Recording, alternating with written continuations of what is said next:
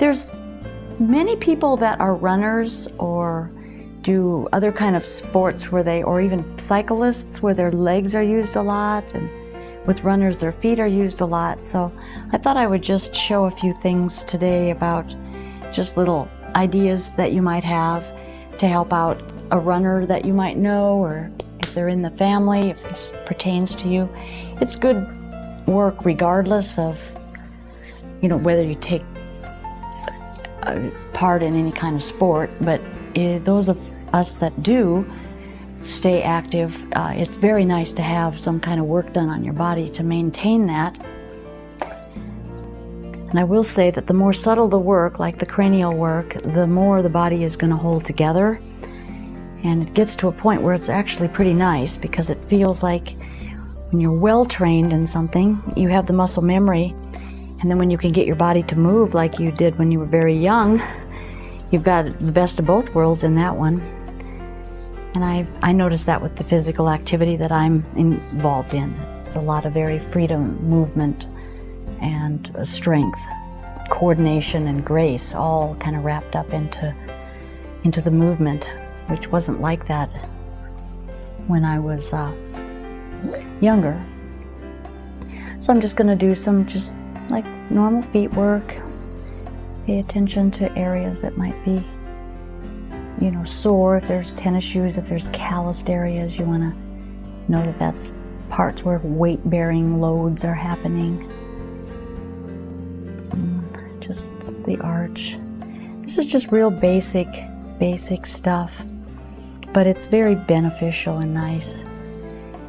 Also, too, is a lot of times I know partners like to rub each other's feet. That's a really nice thing to do, to take care of one another.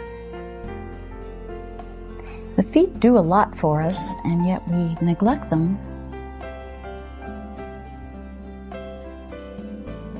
So it is nice to pay attention to them and have somebody else pay attention to them for us, because it's kind of awkward to rub your own feet. You end up getting cramps in your legs and hips because sometimes the foot is a long way to go to reach the hands. And then checking the calf. Just check the calf and see if there's any tightness. You can lift the calf up, particularly if they're running. You can do a stretch for the leg where it's pushing this in. You want to be careful with this. Be sure that there's an alignment between the toe and the knee. You're not taking it out of that alignment, particularly like that. The toe is outside or inside of that knee. You want to be sure that the knee is bending. It's a hinge joint. It needs to have the stable point below it. It doesn't like to be torqued. And stretch. The turnout, any torquing should be coming from the hip. You can lift up, over, and you can take it this way and this way. And up. There's a bit of stiffness in her rotation in the hip.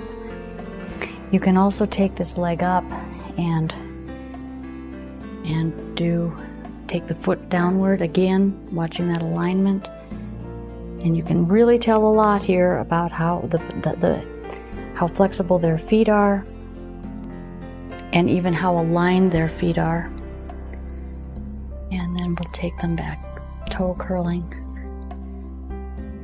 back down. And then you can move into the calf, or the thigh, the hamstring, and check all that out.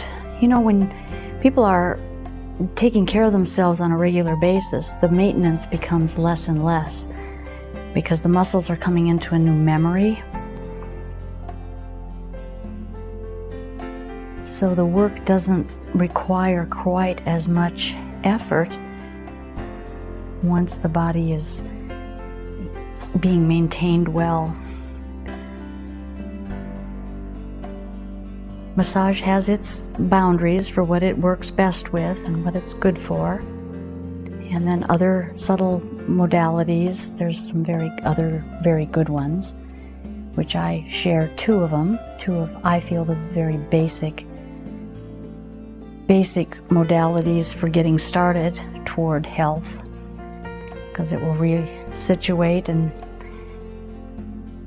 sedate the nervous system so the stress can go away, and then we'll also be moving fluids with the lymph work to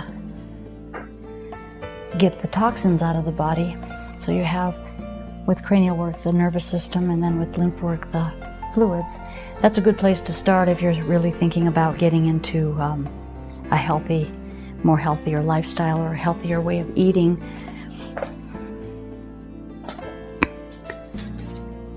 Because we should help our body along.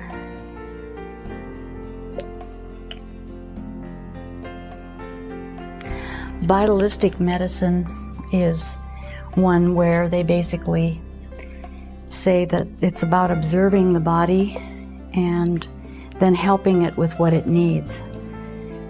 A lot of modalities, they don't want to break fever, or they don't want to suppress fevers from happening. You want to watch it if it's too high.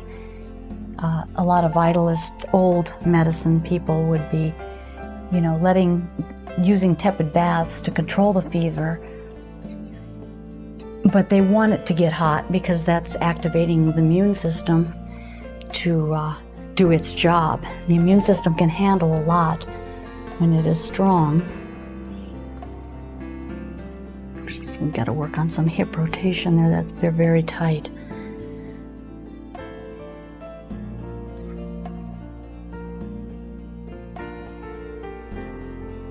And just work the foot. Runners who are in shoes, their feet will get a little stiffer as well because they spend so much time in the shoe. So it's real important to keep that foot real pliable. We want to have feet that move. They're designed to be on rough surfaces. They're really not designed to walk on a flat surface for very long. They are designed to walk on rough surfaces. And they should be exercised like that. So even if you can just get out in your front yard and walk around in the grass with your bare feet, you'll find it just nice, not only for the feet, but also there's a connection to the dirt and all of that, to the nature of earth and all that. There's a connection that we make with that.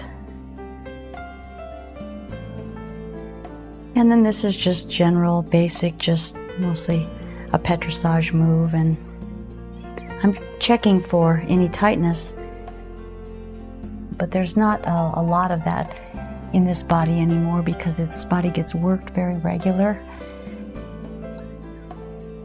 But even though it does, it still does come up and show areas that need attention.